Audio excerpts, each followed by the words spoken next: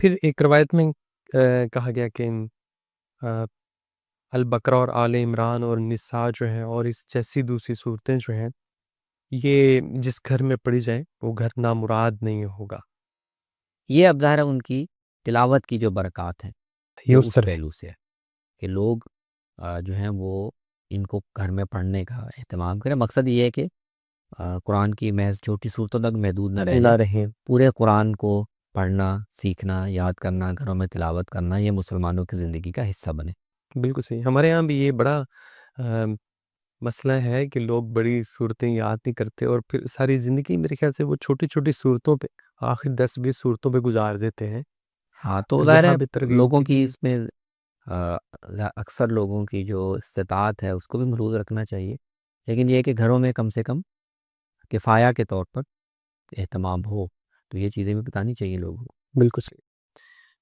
ایک اثر یہ بھی آتا ہے کہ اشرف صورت فی القرآن البقرہ، یہ سب سے زیادہ فضیلت والی، تو یہ وہی اپنی طوالت اور اپنے اندر ایک جامع احکام بھی ہیں، واقعات بھی ہیں، اس پہلو سے بھی، ایک بڑا اور حصہ اس میں قرآن کا۔ آیت الکرسی بھی اسی کے اندر ہے۔ جی جی جی جی، بالکل ٹھیک۔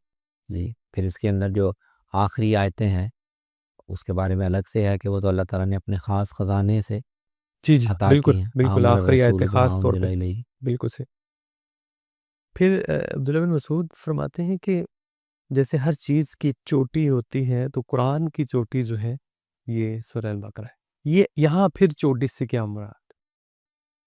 ظاہر ہے سنامس کا مطلب کہ جہاں پہ وہ اس کی تعلیم اپنے یا عروج پہ۔ اس اپنے نقطہ کمال کو پہنچ جاتی ہے۔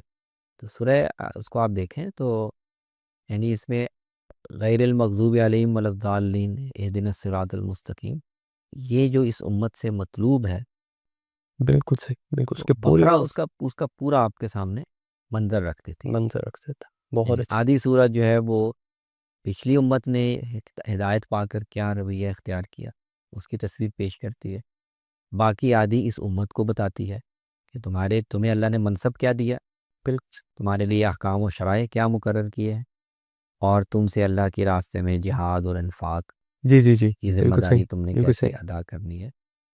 تو اس امت، اصل میں تو یہ قرآن اس امت کو ایک ذمہ داری دے کر کھڑا کر رہا ہے نا، تو بقرہ اس ذمہ داری کو یعنی اتنی تفصیل سے اور اتنی جامعیت سے، باقی صورتوں میں تو اس کے یعنی اجزاء آئے ہیں بالکل ٹھیک، یا اس کی بالکل صحیح، تفصیلات آئی ہیں، بقرہ اس پورے مضمون کو جامعیت کے ساتھ بیان جامع کر کثیر بیان کرتے ہیں، بہت خوبصورت۔